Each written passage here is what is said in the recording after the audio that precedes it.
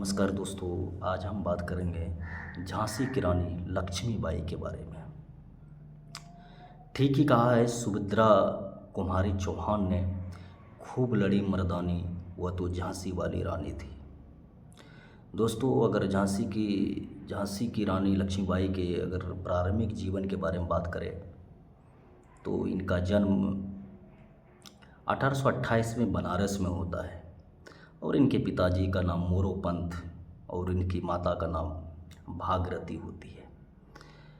बचपन में ही रानी लक्ष्मीबाई का माँ का देहांत हो जाता है भागरथी की।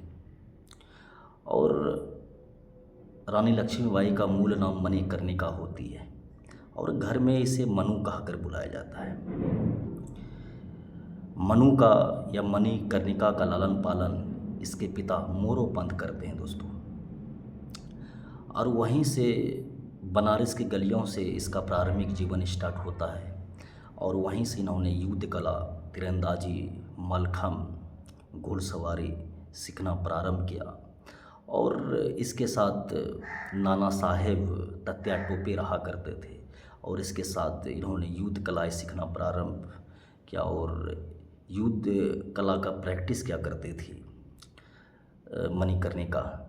और करीब जब 13 वर्ष का उम्र होता है मणिकर्णिका का, तो 1841 में झांसी के राजा गंगाधर राव के साथ मणिकर्णिका का शादी करा दिया जाता है, क्योंकि झांसी उस समय एक अमीर राज हुआ करता था और झांसी को बुंदेलखंड का द्वार कहा जाता है। और जब 1841 में मणिकर्णिका का शादी करा दिया जाता है गंगाधर राव के द्वारा, तो फिर वहाँ पर एक उपाधि दिया जाता है मणिकर्णिका को, झांसी की रानी लक्ष्मीबाई का उपाधि दिया जाता है दोस्तों। फिर 1851 में एक बच्चे को जन्म देती है लक्ष्मीबाई, जिसका बहुत ही कम समय में अल्प आयु में 2-3 वर्षों में ही उस बच्चे का मृत्यु हो जाता है। फिर मृत्यु हो जाने के बाद झांसी के राजा जो गंगाधर राव होते हैं, उन्होंने एक बच्चे को गोद लिया और यहीं से प्रारंभ होता है झांसी और अंग्रेज़ों के बीच का टकराव। क्योंकि दोस्तों उस समय भारत के गवर्नर जनरल लॉर्ड डलहौजी होते हैं और उन्होंने गोद लेने की प्रथा को बैन कर दिया था या बंद कर दिया था। उसका कहना था कोई भी भारतीय राजा किसी बच्चे को गोद नहीं ले सकते हैं। अगर खुद का बच्चा है तो आप उसको राजकुमार बनाइए, उसको राजा बनाइए। अगर खुद का बच्चा नहीं है, दूसरे का गोद लिए हैं, तो उसे आप राजकुमार घोषित नहीं कर सकते, आप राजा नहीं बना सकते हैं।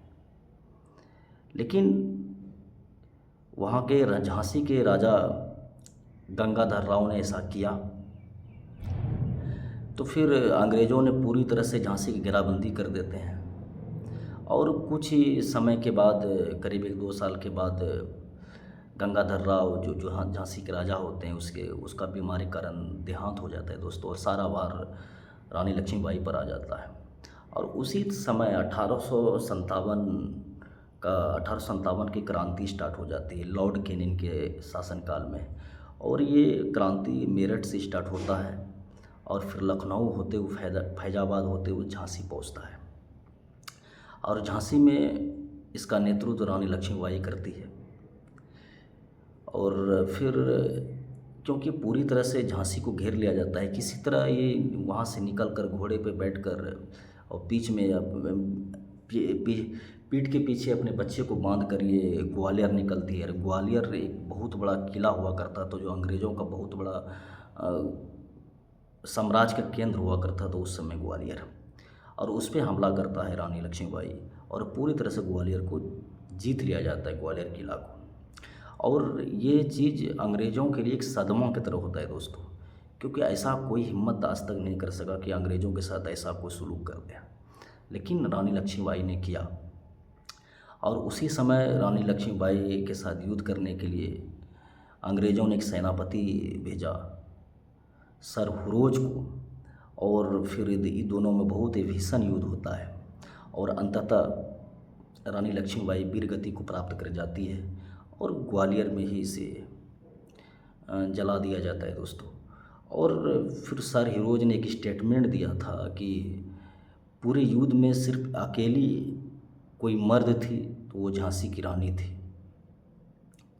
तो झांसी की रानी ने अपने देश के लिए बहुत कुछ किया है, उसके लिए सम्मान है हर किसी के नज़रों में दोस्तों। और आखिरी बात यही कहेंगे कि मेरा चैनल को सब्सक्राइब कीजिए, लाइक कीजिए और शेयर करिए। नमस्कार।